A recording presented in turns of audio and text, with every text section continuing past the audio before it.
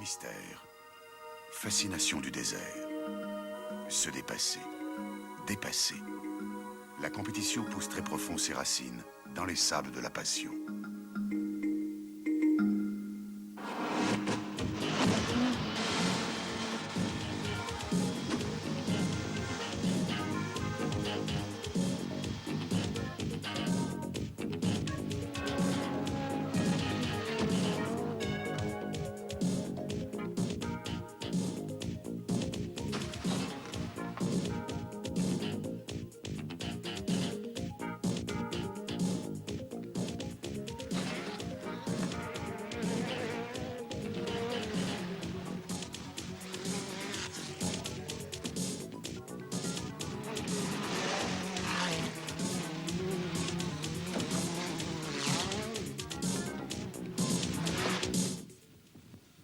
La voilà en cours d'adaptation au Grand Raid, la 205 Turbo 16. Au cœur de l'Afrique, elle se prépare pour des aventures d'un genre nouveau pour elle. Paris-Dakar, et puis les autres. De tout temps, Peugeot a relevé les grands défis de la course. La compétition, c'est bien d'abord une manière d'être. Plus d'une nuit, ils l'ont éprouvé, ce pincement de cœur qui fait balancer de la confiance à l'audace. 1986, le pari qu'ils prennent est l'un des plus excitants que puisse offrir le sport automobile. Les lauriers de 85 encore tout frais, ils revendiquent à nouveau le droit à l'exploit. Au terme d'une fulgurante campagne, Peugeot avait conquis le titre de champion du monde des rallyes. En 86, Peugeot sera de nouveau champion du monde. Derrière eux, ils le savent bien, l'entreprise s'est engagée à fond avec son potentiel technologique, mais aussi avec tout son cœur.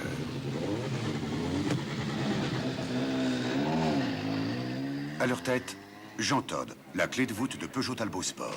À leur côté, Juha Kankkunen, un nouveau grand champion, et son coéquipier Juha Pironen.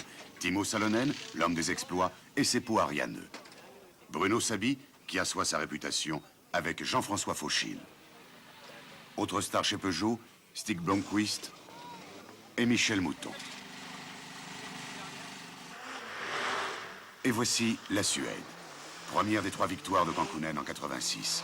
Victoire de la raison.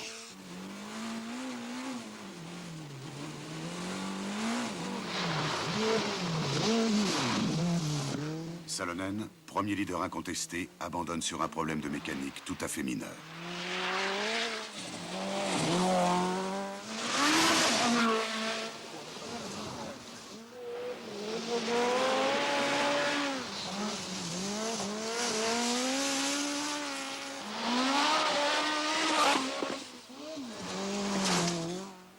Toivonen succède à Salonen en tête de la course avant de casser son moteur.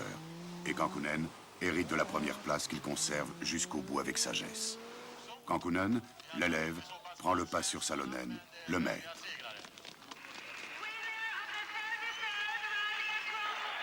Cette deuxième victoire de Kankkunen, à l'Agropole, est l'extraordinaire conclusion d'une guerre des nerfs que livre ici le pilote Peugeot à tous les pilotes Lancia.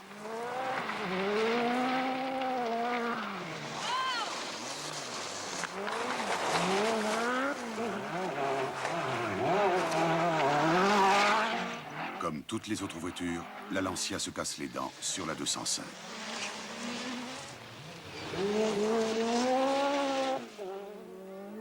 Nouvelle-Zélande. Ici, un maître mot, le pilotage. C'est le rendez-vous de l'année à ne pas manquer.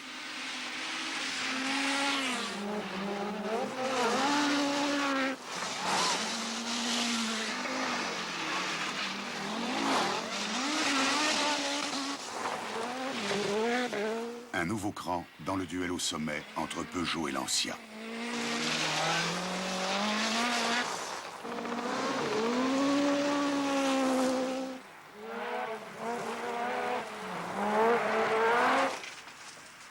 Cette course se traduit par une nouvelle défaite de Lancia et un nouveau succès pour Peugeot. Le 3e pour Kankkunen, désormais parmi les plus grands. Les 1000 lacs, domaine réservé des Finlandais volants.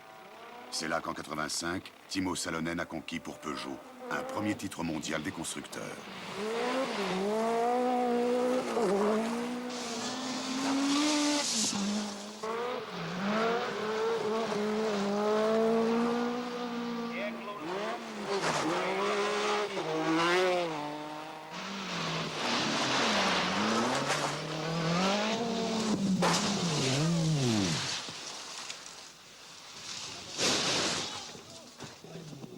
rallye ne se passe pas sans émotion.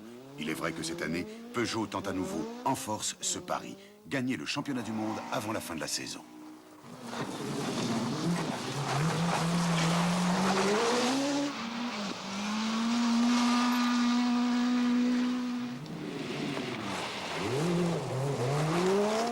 Salonen, que la réussite avait quelque peu délaissé, renoue avec le succès et réaffirme, comme au RAC, quelques semaines plus tard, ses qualités de champion du monde en titre des pilotes de rallye. Le RAC, en Grande-Bretagne, est une épreuve à parcours secret. Ici, piloter veut également dire improviser.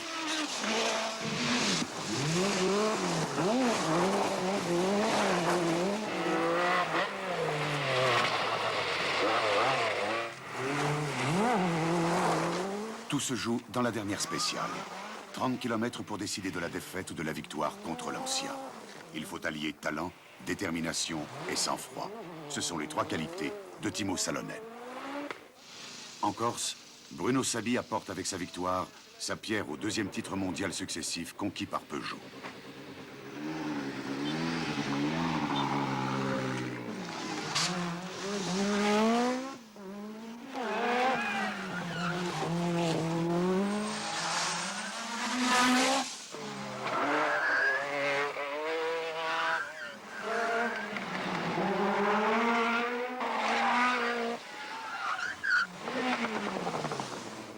La route, les spéciales, les accidents, tout fait de ce rallye une dure épreuve.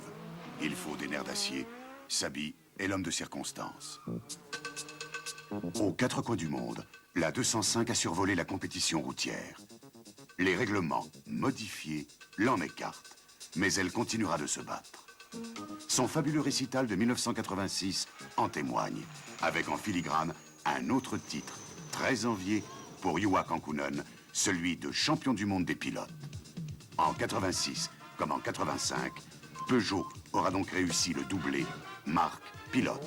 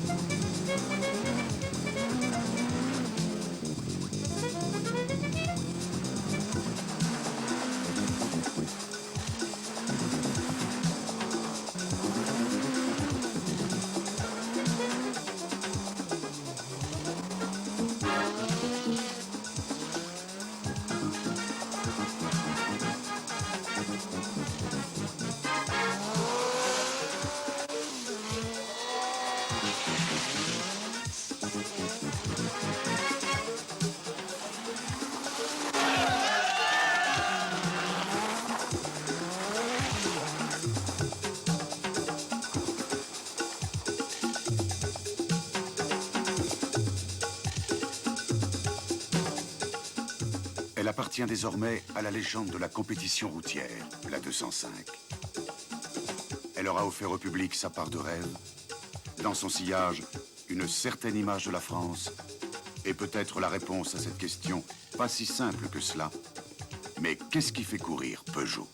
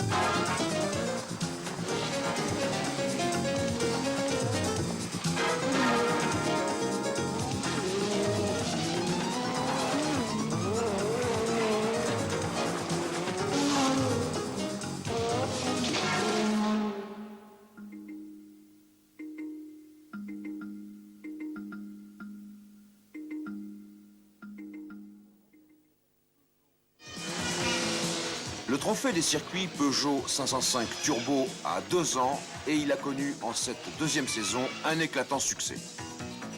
Plus de 40 505 Turbo y étaient engagés. Le calendrier comportait 11 épreuves se déroulant sur les circuits français et en levée de rideau des Grands Prix de Monaco et Grand Prix de France de Formule 1. Partenaires de Peugeot, Michelin et Esso étaient associés au trophée 505 Turbo qui débutait à Nogaro. Cette première épreuve de la saison sur les circuits Paul Armagnac fut un excellent présage. Largement disputée, la course fut indécise jusqu'au bout et il en fut ainsi de toutes les autres courses durant lesquelles la 505 Turbo, produit de haut de gamme d'automobiles Peugeot, démontra toutes ses qualités sportives. Pas de doute là-dessus, le trophée 505 fut une réussite en matière de spectacle.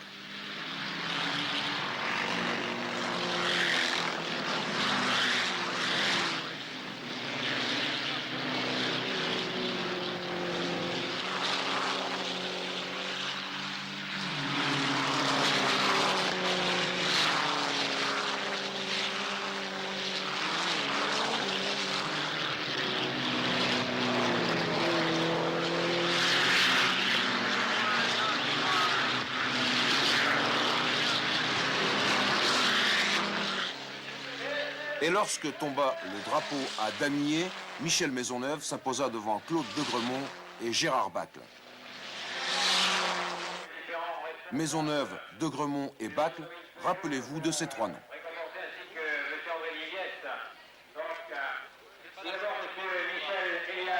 Les Formule 1 et les Peugeot 505 réunis sur la même affiche.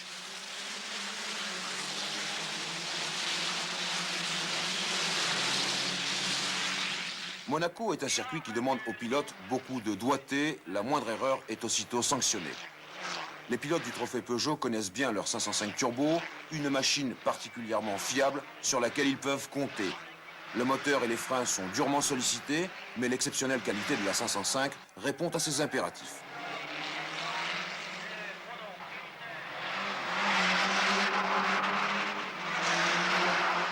Lors de ce Grand Prix de Monaco, Maisonneuve se mit une nouvelle fois en évidence devant Degremont.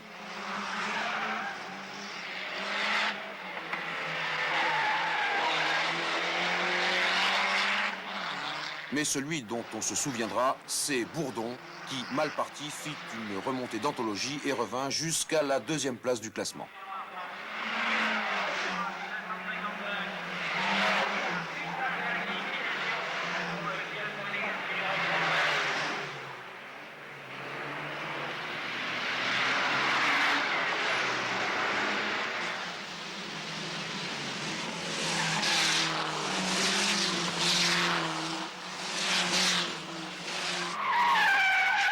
Courir à Monaco, c'est être à la limite partout.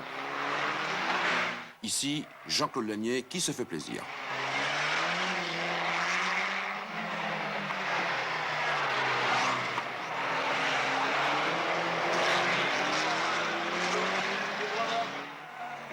Maisonneuve, le long du quai, est à la rascasse et finalement comme un poisson dans l'eau.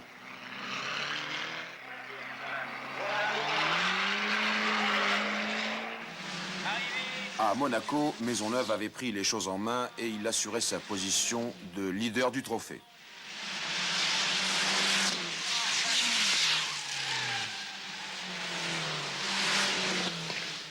Les commissaires du Grand Prix appréciaient le niveau d'ensemble des Peugeot 505 Turbo à sa juste valeur.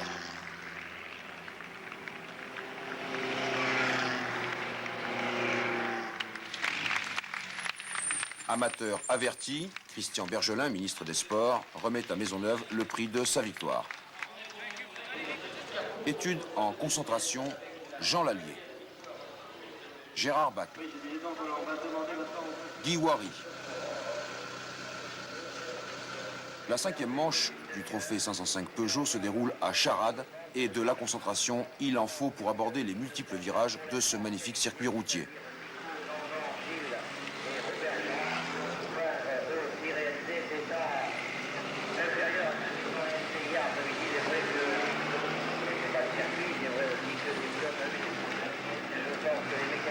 Pierre Julien, responsable du trophée des circuits Peugeot 505 Turbo, officie avec sa dextérité et son autorité coutumière. Le départ, impressionnant. Très impressionnant car ce sont aussitôt des enfilades de virages à très haute vitesse qui se succèdent.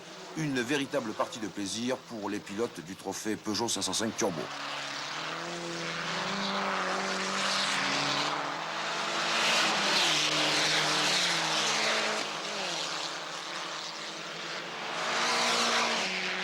La 505 révèle ici une autre facette de son pouvoir de séduction, ses qualités d'adhérence.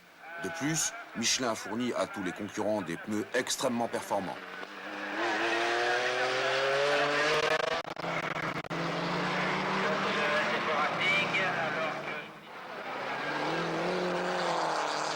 Volant en main, Christian Brenal emporte à son bord notre caméra.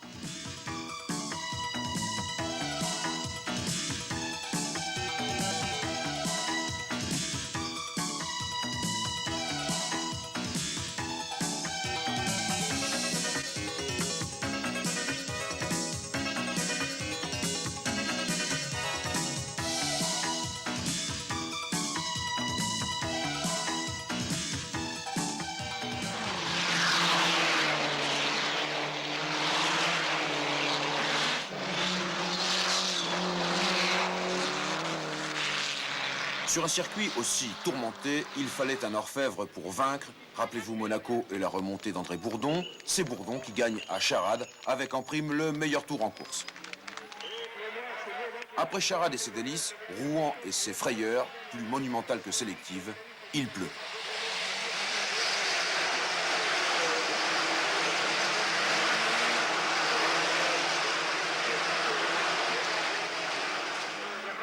La 505 Turbo, berline de la classe des grandes routières européennes, se prête docilement aux caprices des courbes de ce circuit des Essarts comme une authentique voiture de sport. C'est l'un des paris gagnés par les techniciens de Peugeot, confortés par les sorciers de Peugeot Talbot Sport, ceux qui ont mis au point le kit 505 Trophée des circuits. Le pâtissier prend le 8e temps numéro 19. Robert Dupraz en 2:21:40 du début de saison.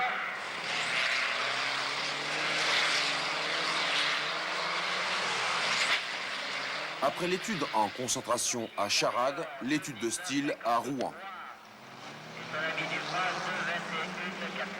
Laurent Jean-Jean, profession cascadeur.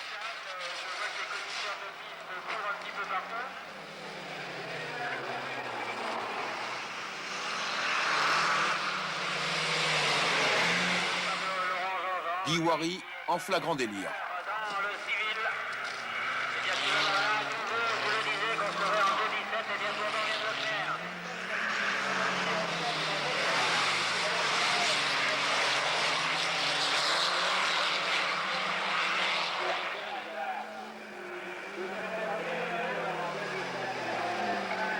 Maisonneuve, Bourdon, Degremont, le trio infernal des grands stylistes.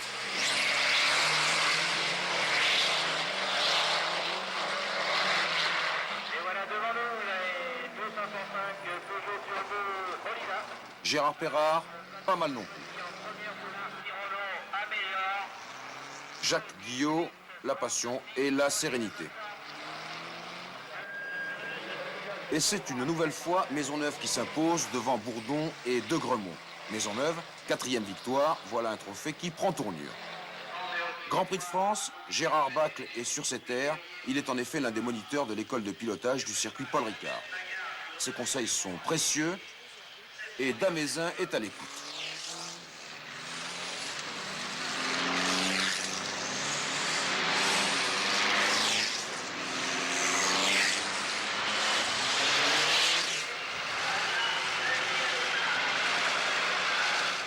Le circuit Paul Ricard a été profondément modifié. Quelques centaines de mètres après le départ, c'est un freinage violent qui commande un virage à droite serré.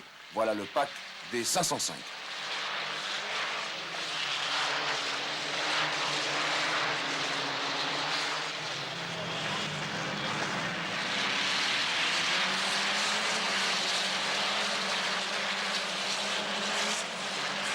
Il en faut plus que ça pour surprendre un vieux briscard comme Damézin qui coupe au plus court.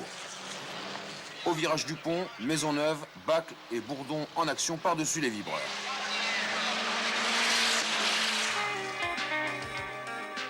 La Peugeot 505 Turbo est une propulsion et elle offre, à travers cette configuration, un réel plaisir de pilotage. Et puis, les pneus Michelin font merveille. Regardez le ralenti.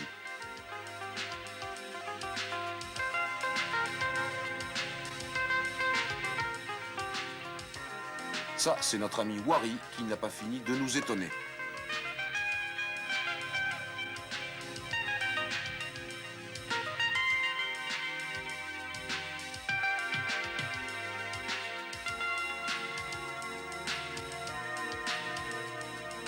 Dans la meilleure tradition du trophée 505, la course se joue dans les derniers mètres. Premier, Maisonneuve, deuxième, Bacle, troisième, Bourdon. Je vous disais qu'on allait se passionner, qu'on allait vivre quelque chose de fantastique. Eh bien, encore une fois, on n'a pas été déçus par... Jean-Pierre Nicolas, le chef du département promotion de Peugeot Talbot Sport, félicite Michel Maisonneuve qui conforte sa position en tête du trophée. Alors que les trois hommes importants montés sur les pelouses de marche du New York pour Les deux noms.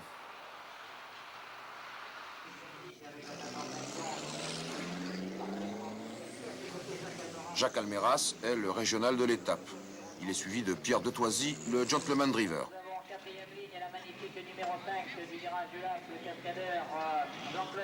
Ladenon est le 10e et avant-dernier départ de cette saison du trophée Peugeot 505, riche en émotions sportives. Et tandis que Jean-Jacques Guibal officie dans son rôle de speaker, ce sont Migéo et Dorchy et tout le peloton qui s'explique.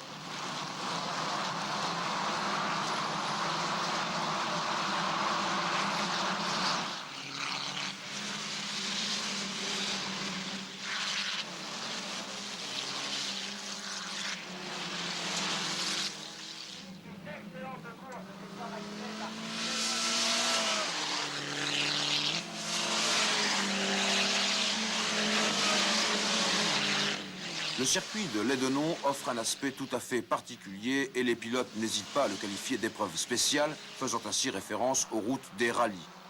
Et dans ce cas de figure précis, la Peugeot 505 Turbo possède, avec sa robustesse et ses 230 chevaux, de grandes qualités de maniabilité et d'équilibre.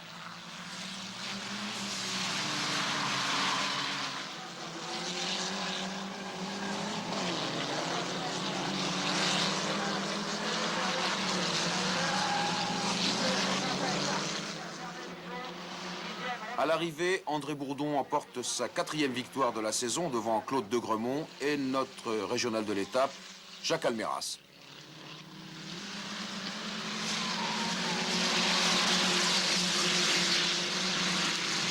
Montlhéry, 11e et dernière manche de ce trophée des circuits Peugeot 505 Turbo 86. Sous l'œil de Jean Todt, le patron de Peugeot Talbot Sport, chacun s'apprête à livrer le dernier combat.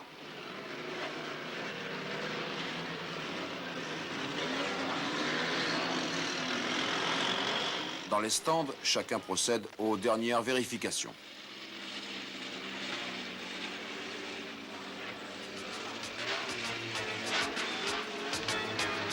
le club Peugeot Talbot Sport a installé son village au sein de l'autodrome. Le départ, toujours très chaud. Et le premier freinage, encore plus chaud.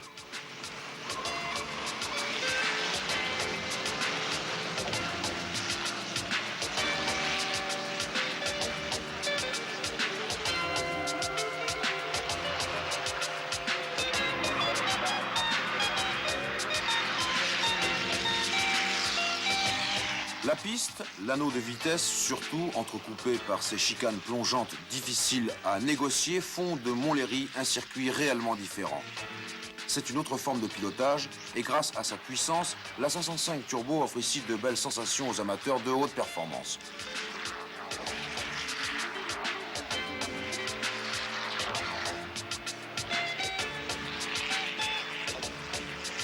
D'ailleurs, Claude Degremont et André Bourdon ne se privent pas d'utiliser à fond le potentiel de leur machine, comme tous les autres concurrents du trophée.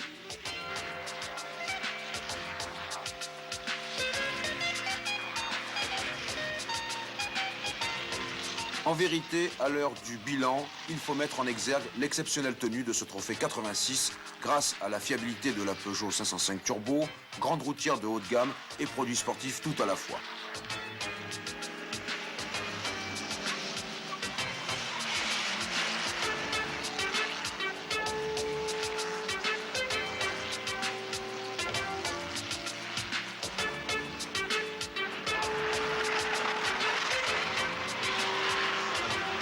Machine compétitive à la puissance équilibrée, la 505 Turbo autorise un pilotage de haut niveau comme en témoignent ces images.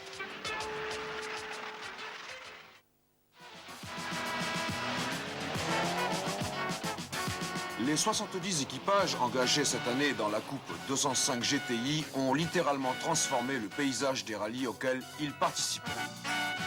Lutte à couteau tiré, spectacle assuré, show d'ambiance en course et dans les assistances, telles sont les multiples facettes de la Coupe 205 GTI, organisée depuis 3 ans déjà par Peugeot Talbot Sport, avec le soutien de Shell et de Michelin, dans le plus pur esprit des disciplines promotionnelles. La Coupe 205 a le privilège de réunir des futurs champions, des vrais amateurs et des anciens forts de leur expérience.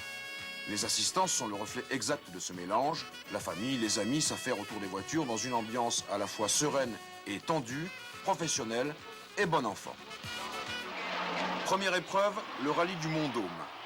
La 205 GTI, qui répond aux spécifications du groupe N, y exprime son extraordinaire agilité.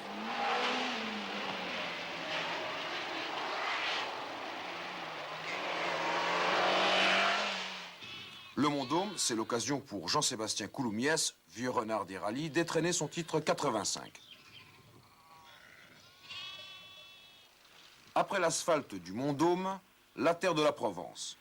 La variété des tracés ne gêne pas la 205, au contraire, elle fait preuve sur la glisse d'une redoutable maniabilité. Solide, résistante aux assauts des cailloux, cette petite boule de nerf offre à son pilote la joie d'utiliser tout son savoir-faire. C'est une véritable école de pilotage.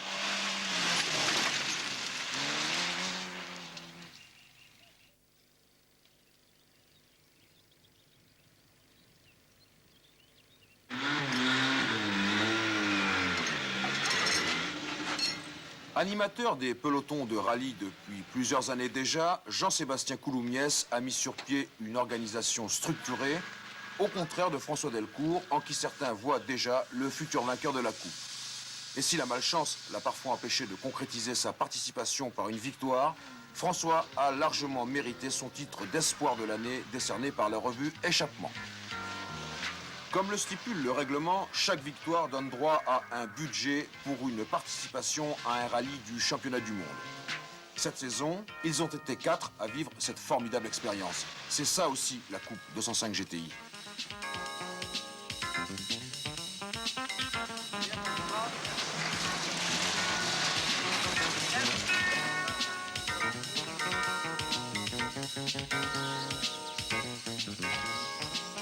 La Finlande, dans l'Écosse, pour le rallye de la découverte.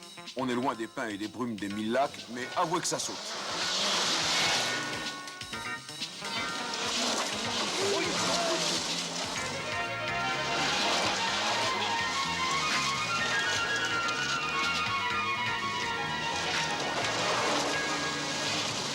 Voilà de quoi rêver au championnat du monde.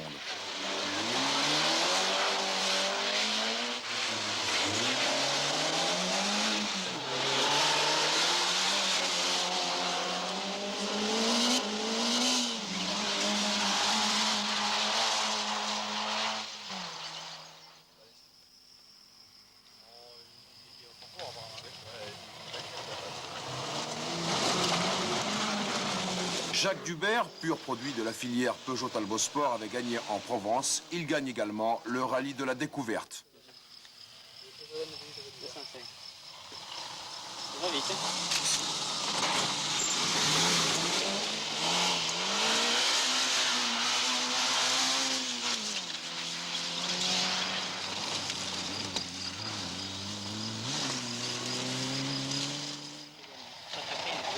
Derrière Dubert, Etzler est second.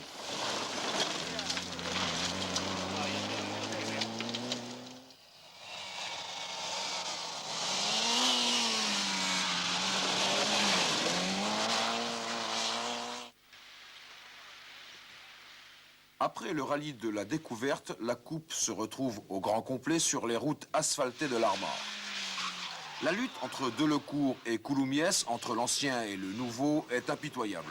Une panne stupide prive le nordiste d'une superbe victoire. Cette victoire, c'est Couloumiès qui en hérite, devant le Gall. Les rangs se resserrent au classement général d'une coupe qui, faut-il le souligner, est l'une des plus richement dotées en France.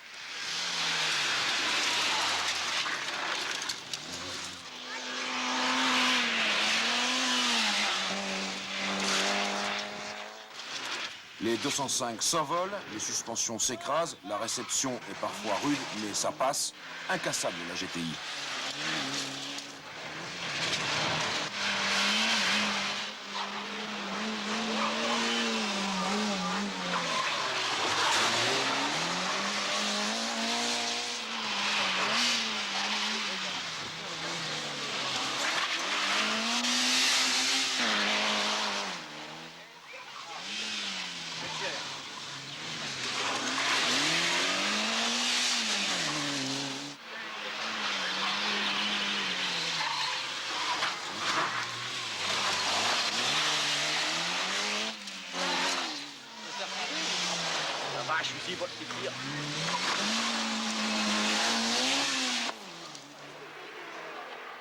Madère.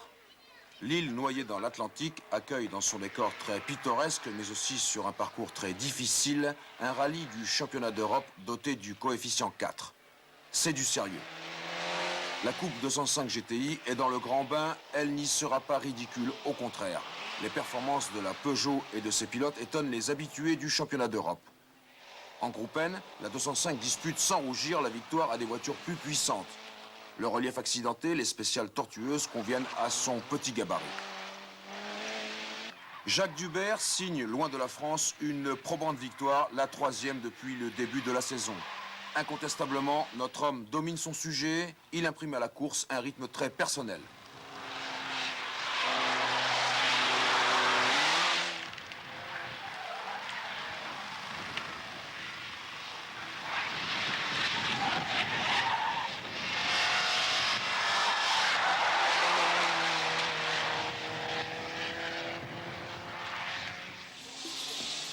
La pause estivale prend fin dans les Alpes avec le rallye du Mont-Blanc inscrit au championnat de France, première division.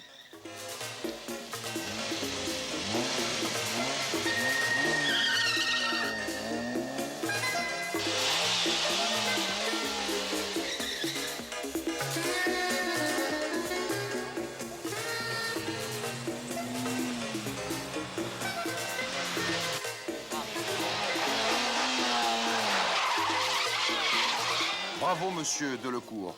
Une nouvelle fois, la concurrence et les rênes du groupe N souffrent, la GTI les nargue. Chacun reconnaît la qualité du niveau de préparation et de pilotage qui fait cette année encore la réputation de la coupe. Jacques Dubert, insatiable, ajoute une 4e victoire à son palmarès et prend au pied des Alpes une option pour la plus haute marche du podium.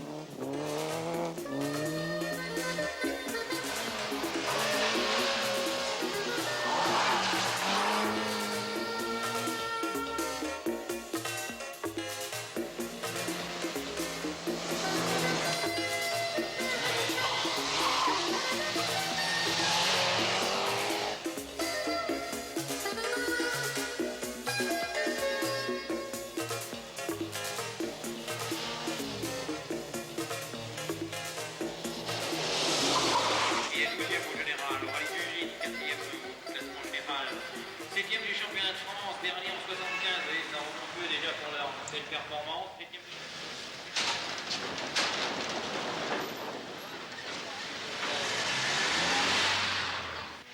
Les ballons d'Alsace succèdent aux Rochers des Alpes. Les concurrents de la Coupe 205 ne quittent pas pour autant le championnat de France de première division, mais les GTistes prennent leur avant-dernier départ de la saison. La tension monte, l'aiguille du compte-tour est dans le rouge. Dans quelques minutes, le verdict du chronomètre.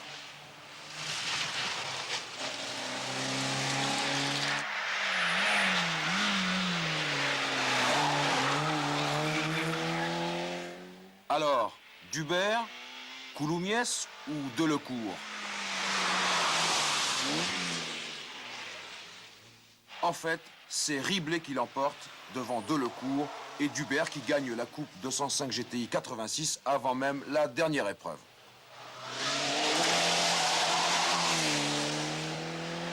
Apothéose, le Critérium des Cévennes, grand rendez-vous de la compétition routière qui cette année clôture la 3e édition de la Coupe 205 GTI.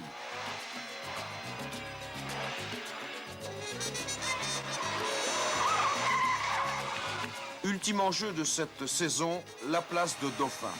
Aucun abandon, aucun incident mécanique ne viendra troubler la lutte que se livrent les deux pilotes en lice, Couloumiès et Delecourt, qui terminent dans cet ordre au classement général, derrière Jacques Dubert.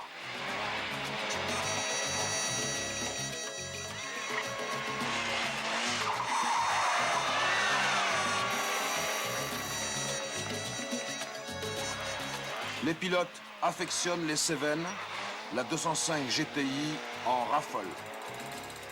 Pas de doute, elle y reviendra.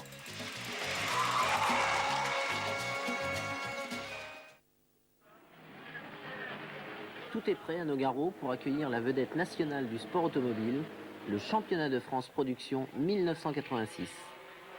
Les acteurs bien connus que sont Jean-Pierre Beltoise et Jean-Pierre Jabouille n'opteront certes pas pour un rôle de figuration au volant de leur Peugeot 505 Turbo, engagés par les concessionnaires Peugeot France et qui sont puissantes de quelques 550 chevaux. Dans le clan Turbo, la réplique sera donnée par Jean-Louis Bousquet et Jean Ragnotti, qui piloteront chacun une Renault 5. Alors moteur, et c'est parti, sur les chapeaux de roue d'ailleurs, comme vous pouvez le constater. 4e temps à la première séance d'essai. En tête du début à la fin de la course, le jeune Olivier Grouillard n'a laissé aucune chance à ses aînés et adversaires du championnat. Les Mercedes 190, 16 soupapes, avaient de sérieux espoirs de réussite, et Snowbeck concrétisera par une excellente 2e place lors de la course.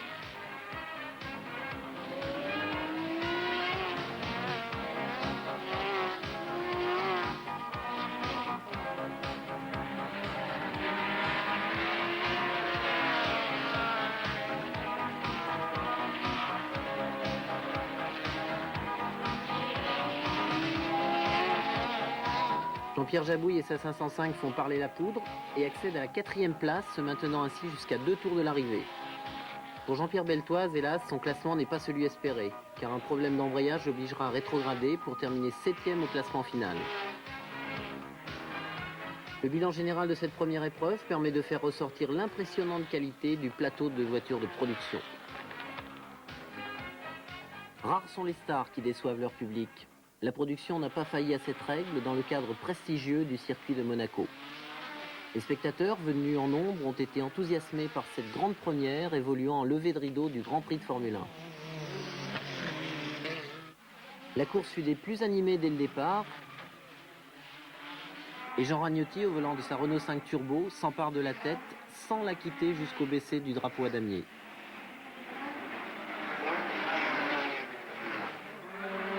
Mais les images valent mieux que tout récit pour raconter cette course dans la ville. Aussi, je vous laisse apprécier.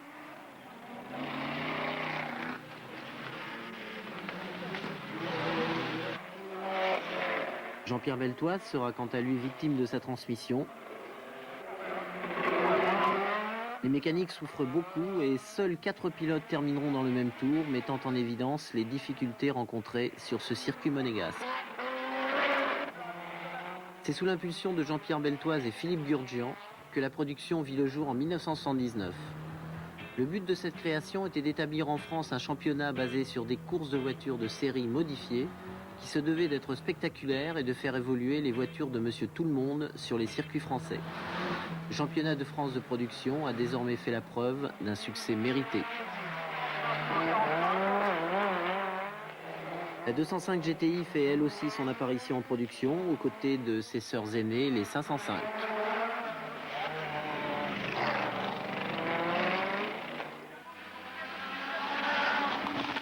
Jeannot Ragnotti et ses adversaires se sont régalés sur ce circuit prestigieux, les spectateurs aussi.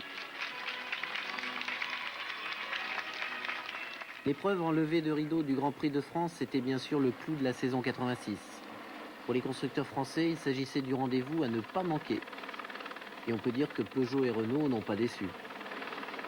Aux essais, l'équipe Renault a fait forte impression puisque Ragnotti et Bousquet ne sont séparés que d'un petit centième de seconde. Mais déjà les Peugeot du GCAP affichent leur compétitivité avec le 3e temps de Jabouille. Le meilleur temps réalisé lors de la 2e séance d'essai par Jean-Pierre Beltoise confirmait cette impression.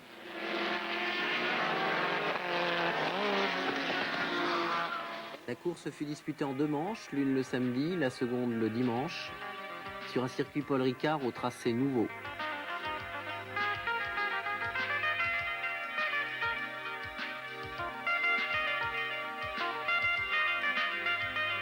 Comme attendu, la première manche voyait la domination des 2 Renault 5 Turbo.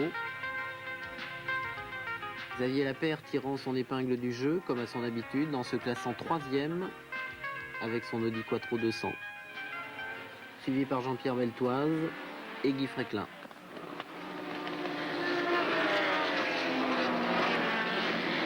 La 2e manche sera rapidement dominée par la Peugeot 505 de Jean-Pierre Beltoise, les Renault 5 rétrogradant au fil des tours.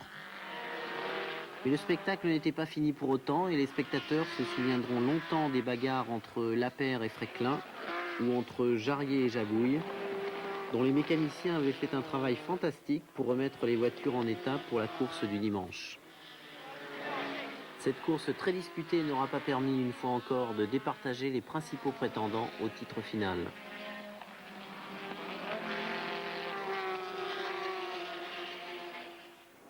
Et nous voici à Rouen, sur l'un des plus anciens circuits du sport automobile français, le circuit des Essarts.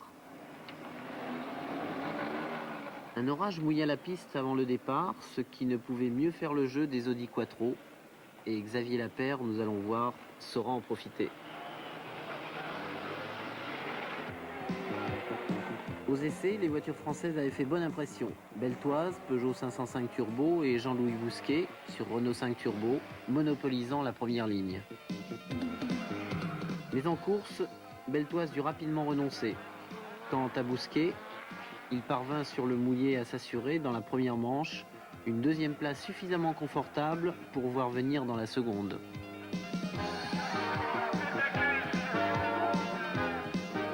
Le déroulement de cette dernière fut tout aussi spectaculaire, bien que la piste était alors redevenue sèche, ce qui n'empêcha pas Xavier Lapère de dominer à nouveau.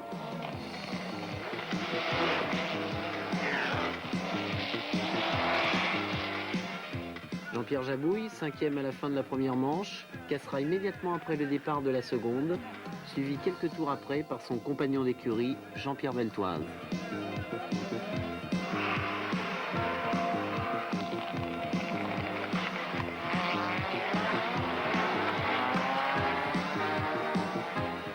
Mais le sport automobile est ainsi fait. Il reste à vérifier la véracité du proverbe qui dit que la chance tourne.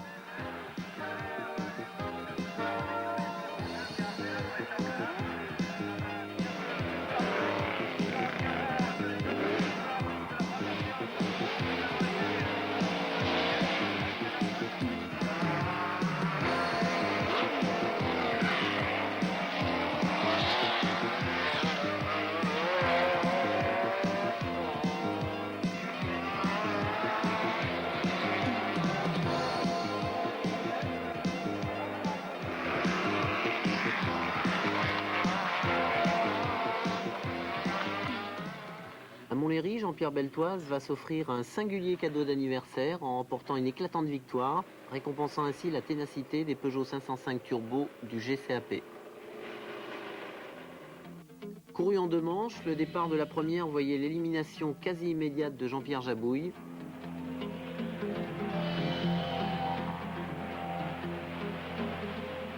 Et quelques tours après, un accrochage entre la BMW de Béguin et la Renault 5 Turbo de Jean-Louis Bousquet éliminait toute chance de victoire à ce dernier, qui rentrait au stand avec de nombreux tours de retard. Ces éléments allaient permettre à Xavier Lapère sur l'Audi Quattro et à Jean-Pierre Beltoise sur sa 505 Turbo de créer un écart suffisant pour ne plus être inquiété en tête.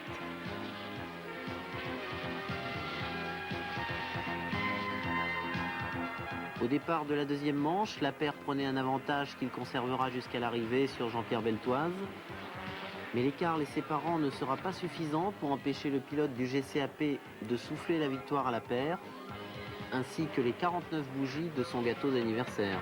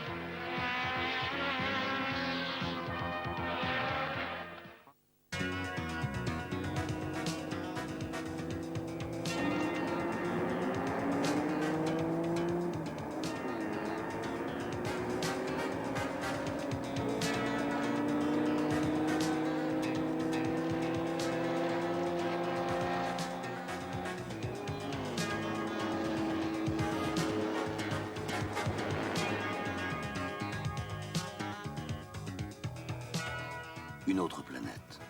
Une planète sèche que la vie aurait abandonnée. Au chaud, au froid, au vent. Et 20 jours. Et 20 nuits. Des bivouacs où ils ont apporté leur lumière, leur chaleur, leurs rêves aussi. Dans cette folie que le matin tout à l'heure va relancer, Paris-Dakar. Pour sa première tentative, Peugeot s'est déjà imposé en tête de la course. Il faut maintenant tenir. Demain, le désert ne fera pas de cadeau. La technologie Peugeot ne lui en prépare pas non plus. Tenir. Ceux qui occupent le devant de la scène échafaudent leur stratégie. Ils s'appellent Meta, Doty, Zanussi, Arena, Giroud. Todd, le patron, Vatanen, le numéro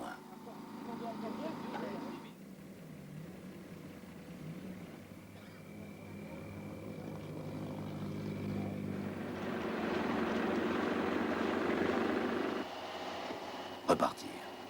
Il faut repartir. L'heure du rendez-vous quotidien avec la vertigineuse aventure va sonner pour ceux qui en sont encore. Mais pour combien de temps? Bien, bonjour. Je dois dire que je suis assez content de vous parce que vous êtes très nombreux aujourd'hui. Il en est resté très peu sur la piste et je dois avouer que c'était pas évident. J'espère que ça va continuer aujourd'hui. Enfin, aujourd'hui, c'est plus cool, hein.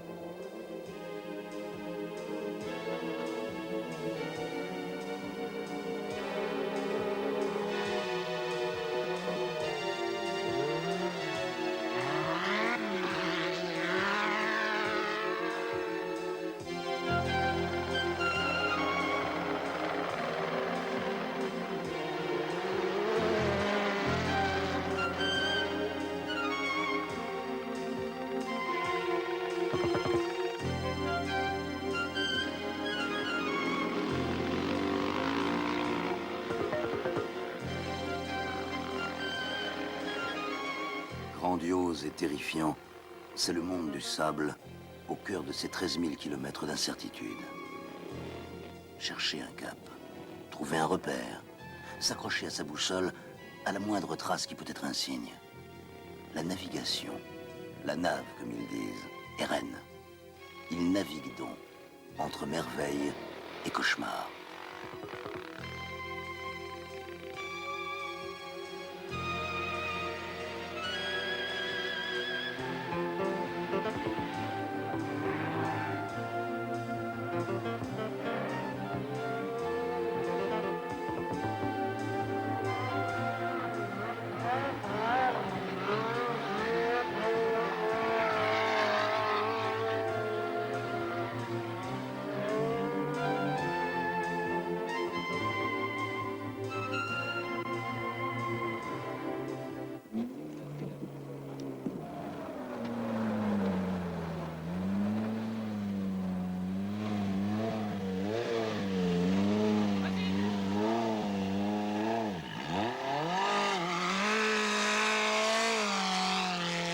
Avant l'arrivée des 205 Turbo 16 dans le Dakar, les choses étaient simples, bien à leur place.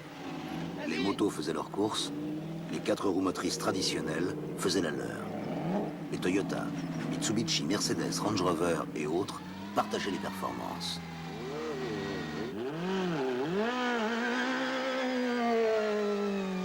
Mais voilà que le lion Peugeot est là. Et avec fureur, il gratte le sable de ses griffes. Les uns s'en inquiètent, les autres se rassurent.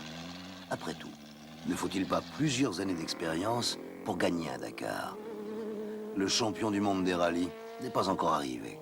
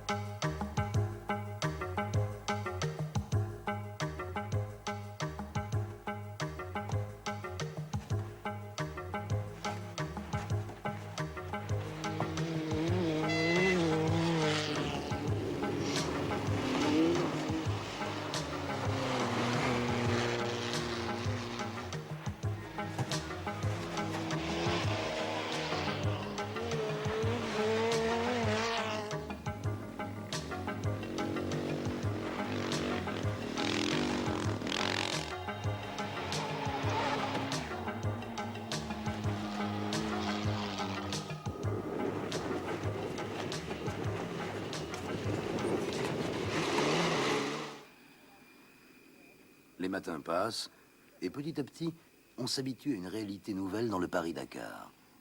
Plus le parcours est ardu, plus la tradition s'effondre devant Peugeot, qui garde son calme, et avec elle, les 4x4 traditionnels qui s'essoufflent là où ils devaient larguer les Peugeot.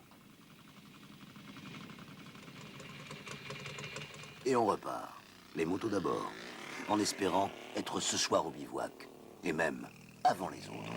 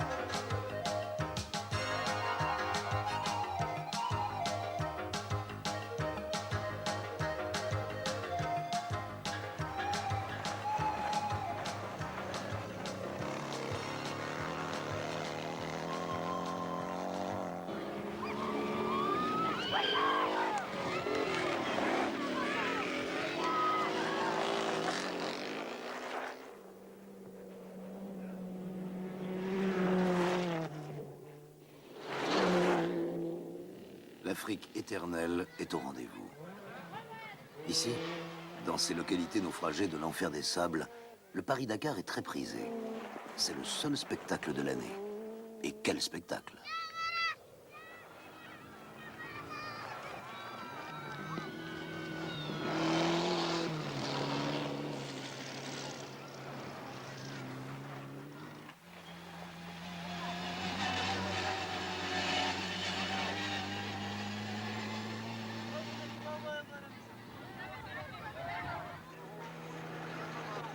Ce jour-là, Vatanen est parti en tonneau. À ce rythme, avait-on dit, les 205 n'iraient pas bien loin. Et dans le creux de la caravane, d'aucuns attendaient justement des jours meilleurs dans cet univers infiniment piégeux. Mais la vaillante assistance Peugeot est là, avec l'efficacité que tous lui envient. L'heure n'est pas aux états d'âme.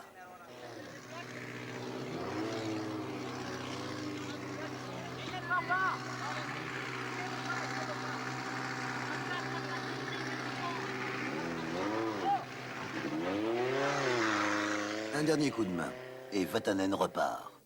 En tête, pour ne pas changer.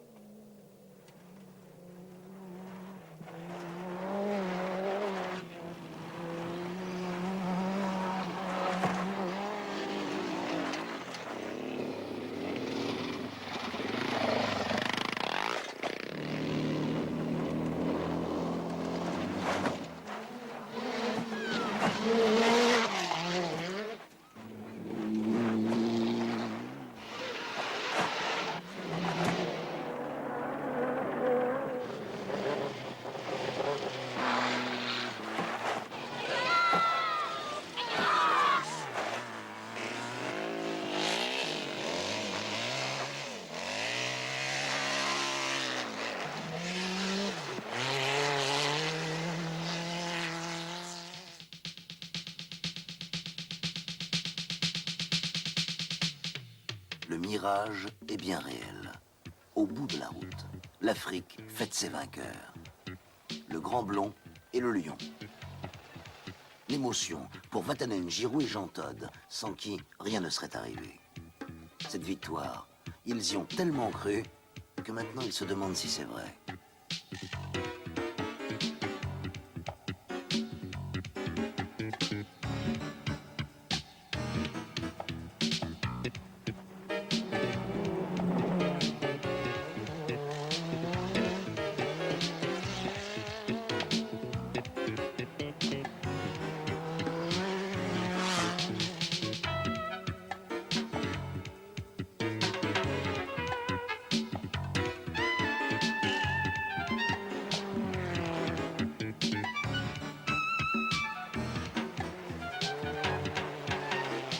Paris-Dakar. Dans le sillage de la 205, 2 titres successifs de champion du monde des rallyes. Marque et pilote à chaque fois, mais aussi toute une entreprise. Quand on connaît son métier, on peut davantage croire à sa bonne étoile. Oui, Peugeot a un certain goût du défi.